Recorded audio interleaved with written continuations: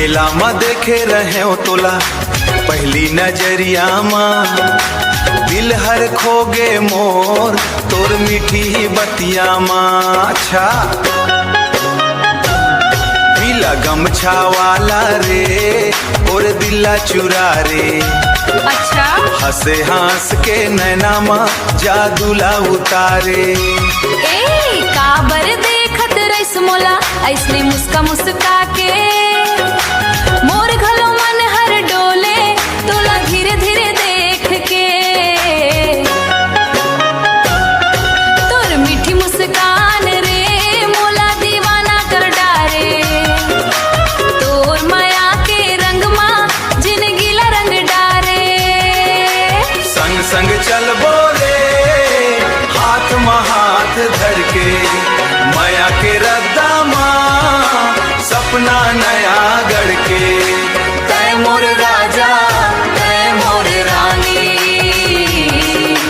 जन्म जन्म तक रहिबो संग मानी।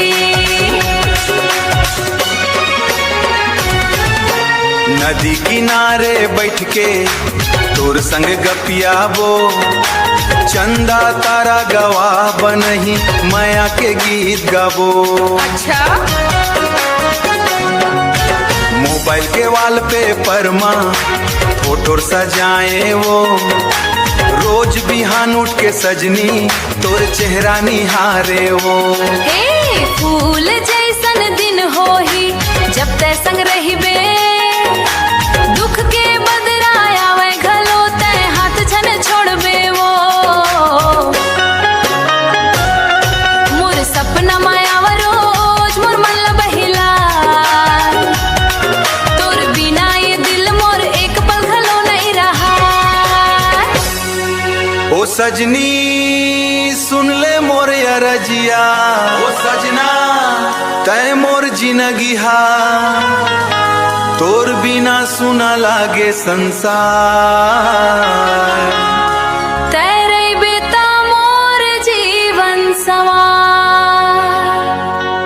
पीला गमछा वाला रे दिला चूरा डारे वो, नमया के रंग माँ जिंदगी ला रंग डारे। संग समझा वाला रे दिला चूरा डारे वो। नमया के रंग माँ जिंदगी ला रंग डारे।